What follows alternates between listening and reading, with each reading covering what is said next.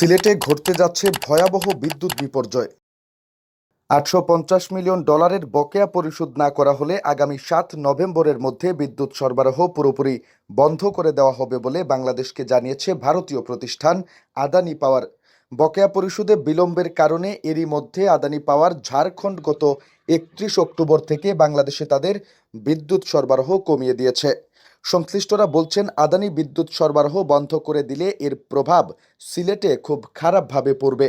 আগামীতে সিলেটে লোডশেডিংয়ের পরিমাণ 15 থেকে 20% বেড়ে যেতে পারে, যা সিলেটের জন্য মোটেও ভালো সংবাদ নয়। পাওয়ার গ্রিড বাংলাদেশের তথ্য অনুযায়ী গত শুক্রবার থেকে আদানি গ্রুপ 1496 মেগাওয়াট বিদ্যুৎ উৎপাদন ক্ষমতার মধ্যে মাত্র 724 মেগাওয়াট বিদ্যুৎ সরবরাহ করছে। বাংলাদেশের পায়রা, রামপাল ও এসএস পাওয়ার ওয়ান সহ অন্যান্য বড় কারখানাগুলোতেও জ্বালানি সংকটের কারণে উৎপাদন কমে গেছে। এমন অবস্থায় আগামী 7 নভেম্বরের মধ্যে বিদ্যুৎ সরবরাহ পুরোপুরি বন্ধ করে দেওয়া হবে বলে বাংলাদেশকে জানিয়েছে ভারতীয় এই প্রতিষ্ঠান। সিলেট বিদ্যুৎ উন্নয়ন বোর্ড সূত্রে জানা যায়, এমনিতেই চাহিদার তুলনায় সিলেটে বিদ্যুৎ সরবরাহ কম করা হচ্ছে, যার ফলে প্রায়ই লোডশেডিং হচ্ছে। সিলেট বিদ্যুৎ উন্নয়ন বোর্ডের সহকারী প্রকৌশলী মোহাম্মদ জারসিজুর রহমান রনি জানান, সিলেট জেলায় প্রতিদিন 150 মেগাওয়াট বিদ্যুৎ প্রয়োজন, আর বাকি 3 জেলা সুনামগঞ্জ, হবিগঞ্জ ও মৌলভীবাজারে প্রয়োজন 70 মেগাওয়াট।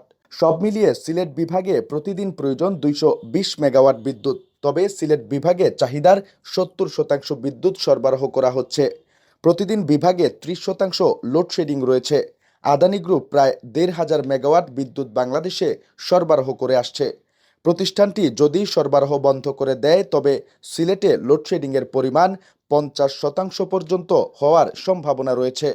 সিলেট বিদ্যুৎ উন্নয়ন বোর্ডের প্রধান প্রকৌশলী আব্দুল কাদির জানান, আদানি গ্রুপ গত 31 অক্টোবর থেকে বাংলাদেশে তাদের বিদ্যুৎ সরবরাহ কমিয়ে দিয়েছে। বকেয়া পরিশোধ না করা হলে আগামী 7 নভেম্বরের মধ্যে বিদ্যুৎ সরবরাহ পুরোপুরি বন্ধ করে দেওয়া হবে বলে জানিয়েছে তারা। সরবরাহ পুরোপুরি বন্ধ করে দেওয়া হলে এর প্রভাব খারাপভাবে পড়বে। এমনিতেই সিলেটে চাহিদার কম বিদ্যুৎ সরবরাহ করা হচ্ছে। এখন যদি আরও 15 থেকে 20% বিদ্যুৎ কম সরবরাহ করা হয়, তবে লোডশেডিংয়ের পরিমাণ আরও বাড়বে।